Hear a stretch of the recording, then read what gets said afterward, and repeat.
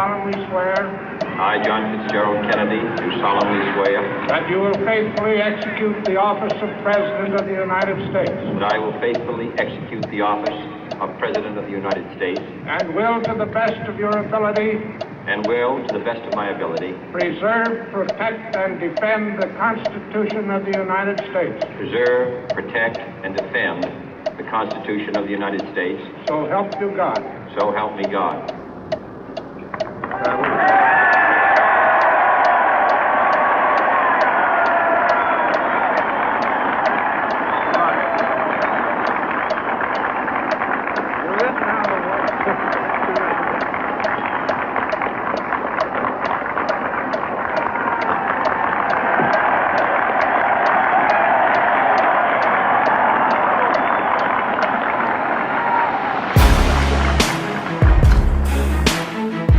Vice President Johnson, Mr. Speaker, Mr. Chief Justice, President Eisenhower, Vice President Nixon, President Truman, Reverend clergy, fellow citizens. We observe today not a victory of party, but a celebration of freedom, symbolizing an end as well as a beginning, signifying renewal as well as change. For I have sworn before you and Almighty God the same solemn oath our forebears prescribed nearly a century and 3/4 ago.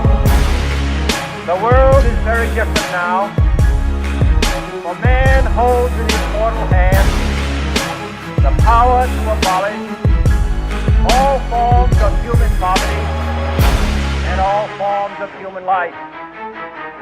And yet the same revolutionary beliefs for which our forebears fought are still at issue around the globe. The belief that the rights of man come not from the generosity of the state, but from the hand of God. We dare not forget today that we are the heirs of that first revolution.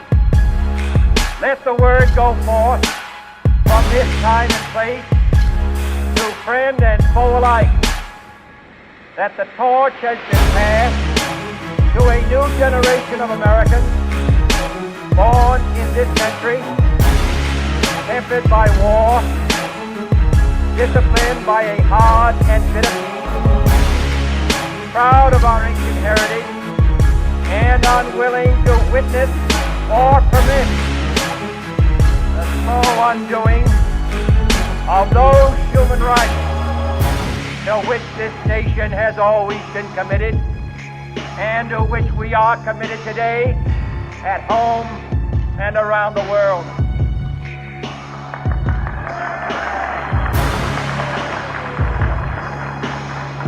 Let every nation know, whether it wishes us well or ill, that we shall pay any price, bear any burden, meet any hardship, support any friend, oppose any foe, to assure the survival and the success of liberty.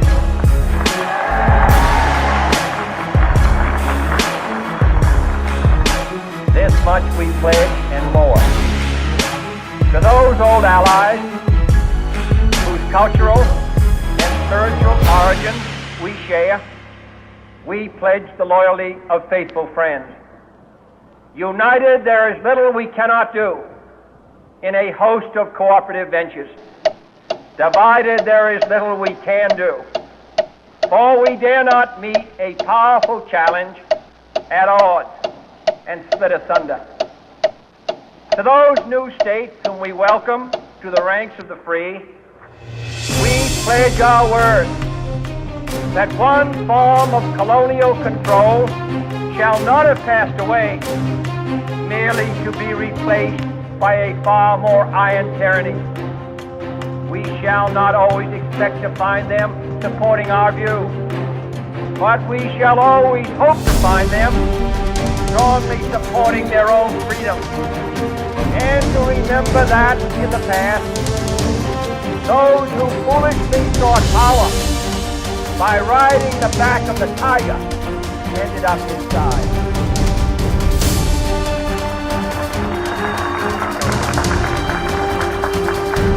To those people in the huts and villages across the globe, struggling to break the bonds of mass misery, we pledge our best efforts to help them help themselves.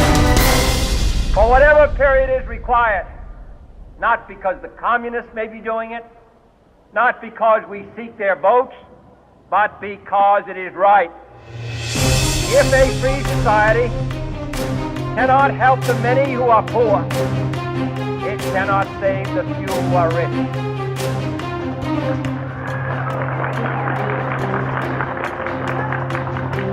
To our sister republic, south of our border, we offer a special pledge to convert our good words into good deeds, in a new alliance for progress, to assist free men and free government in casting off the chains of poverty.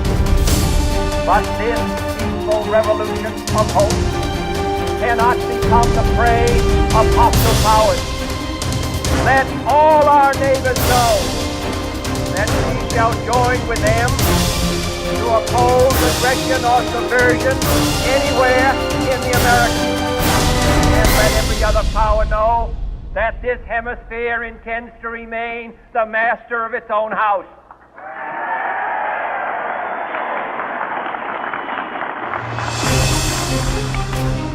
To that World Assembly of Sovereign States, the United Nations, our last best hope, in an age where the instruments of war have far outpaced the instruments of peace, we renew our pledge of support to prevent it from becoming merely a forum for invective, to strengthen its shield of the new and the weak, and to enlarge the area in which its grit may run. Finally, to those nations who would make themselves our adversary, we offer not a pledge, but a request that both sides begin anew the quest for peace.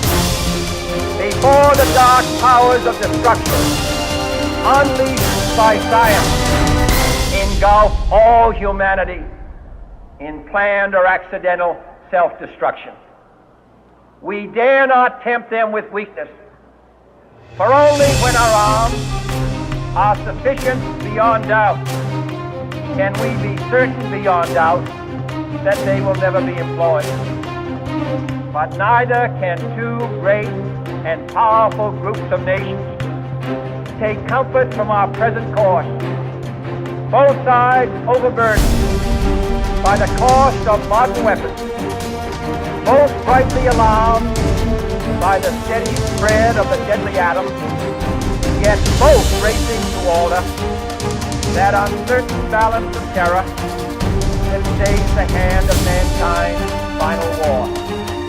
So let us begin anew, remembering on both sides that stability is not a sign of weakness, and sincerity is always subject to proof. Let us never negotiate out of fear, but let us never fear to negotiate.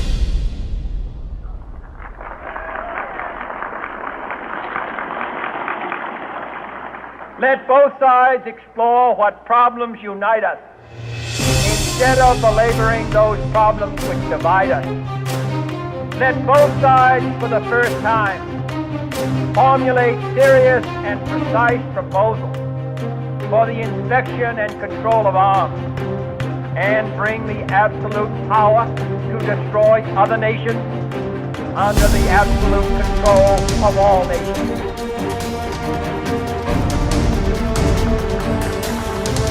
Let both sides seek to invoke the wonders of science instead of its terrors. Together, let us explore the stars, conquer the desert, eradicate disease, tap the ocean depth and encourage the arts and commerce. Let both sides unite in all corners of the earth the command of Isaiah to undo the heavy burden and let the oppressed go free.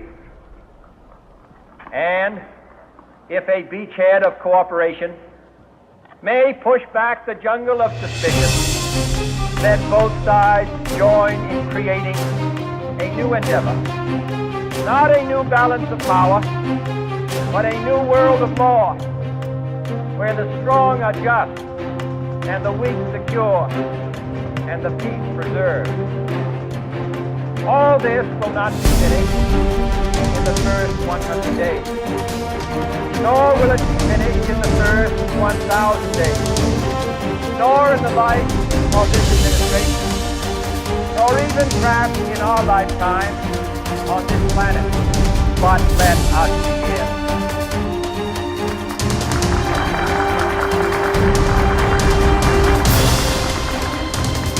In your hands, my fellow citizens, more than mine, will rest the final success or failure of our cause. Since this country was founded, each generation of Americans has been summoned to give testimony to its national loyalty. The graves of young Americans who answered the call to service around the globe.